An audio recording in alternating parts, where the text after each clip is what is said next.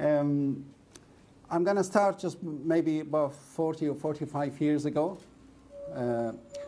Libya had recently then got its independence from Italy back in 1952, and the United Nations helped Libya to establish a democratic way of living and a constitution. A proper constitution was established, which was based on absolute equality and freedom and democracy. And Libya was a relatively poor country. And then with the turn of the 60s, the start of the 60s, oil was discovered in Libya, and suddenly it started improving in every respect. It started with the democracy it had. It started building a good society.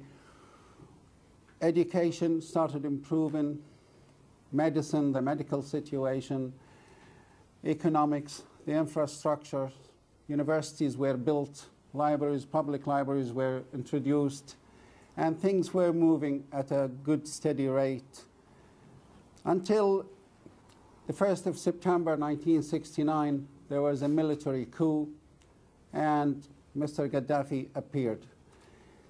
First thing he did, he cancelled the constitution we had, and then he cancelled the multi-party system that existed. Then he cancelled elections, and we haven't had any elections since 1969. And he started ruling the country with basically an iron fist. Any opposition or any people who started arguing and discussing and not being happy with the situation were quickly dealt with, and most of the time in a very forceful manner, and most of the time in a fatal manner. Students came out in 1976 to protest, and he ended up hanging a few of them in the universities, in the university campus. And then he started executing a number of people. Many people, they say, after a visit that Mr. Castro paid to Libya, he advised him, if you want to rule the people, hang few of them. And that he did. His crimes continued, both nationally and internationally, and his force continued to grow. With the flow of the oil and the increase of the price of oil, he gained enormous power. Power basically because of the tons of dollars he had accumulated. And he was able to buy people, individuals, or organizations, and countries.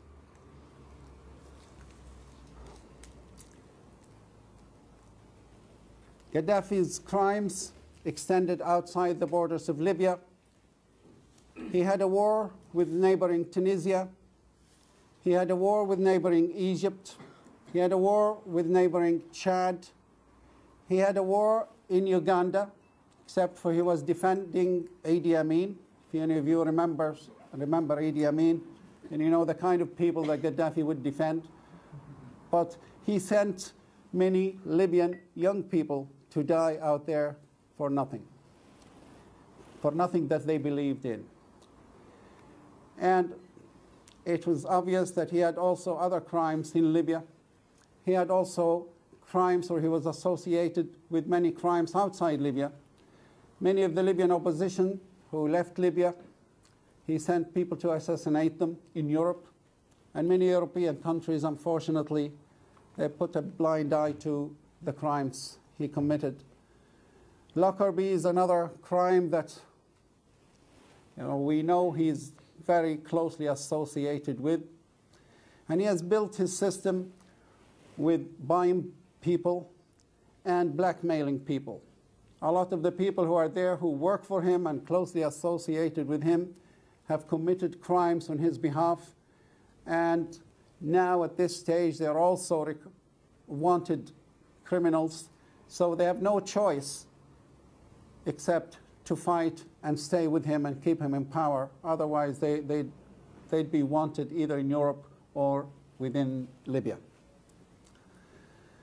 So that's the general situation that kept on going and progressing in Libya. He had problems with many other countries, Arab countries. We know that he has a hand into the disappearance and possibly the assassination of Imam Musa Sadr from Lebanon, a Shiite leader in Lebanon. And he had also assassinated a number of Libyan opposition figures who were kidnapped from outside Libya, brought into Libya, and haven't been heard from since. The way he ruled the country inside Libya is that a lot of Libyans were arrested and they kept for extended periods of times without being brought to a court. And when we say extended, we don't mean 72 hours or maybe a week or 2 weeks. We're talking about 5 years and 10 years without a word, without the right of having a solicitor or defense or any of that style. Many people were executed internally. He committed one of his worst crimes in Libya when he executed in one night 1,200 political prisoners in the prison of Beni Slim, 1986. So his history is full of crimes, and his CV is very impressive from that point of view. People in Libya have tried to rise up in the past and try to defend their rights in having a say in a way that they can be ruled, or maybe an election. He had brought his own system, a book that he called the Green Book, which he assumed it's the third, he keeps calling it the third international theory, opposed to maybe communism and capitalism, and he thinks this is the solution to the world, where the people rule themselves. And he had established a system where he can just control everything without being questioned. Recently, he started introducing his children as being possible people who would inherit the presidency or ruling Libya after him. And he had already been preparing for this for a long time. He has already dismantled the Libyan army, or made it, neutralized it, basically made it weakened, and introduced few elite forces, one for each one of his children. So these are the most powerful parts of the Libyan army, and they are under the control, the direct control of his children. That's the way that Libya was ruled for the last 42 years. Libyan people had tried to voice, and they voiced their opinions, and they tried to tell the world long time ago, many and time again, but unfortunately Britain didn't want to listen, America didn't want to listen, Ireland didn't want to listen either. They all kept happy as long as he's supplying them with what they need and giving them what they want. They turned a blind eye to all the crimes he committed. And the crimes he committed weren't just crimes against Libyans, against the entire humanity.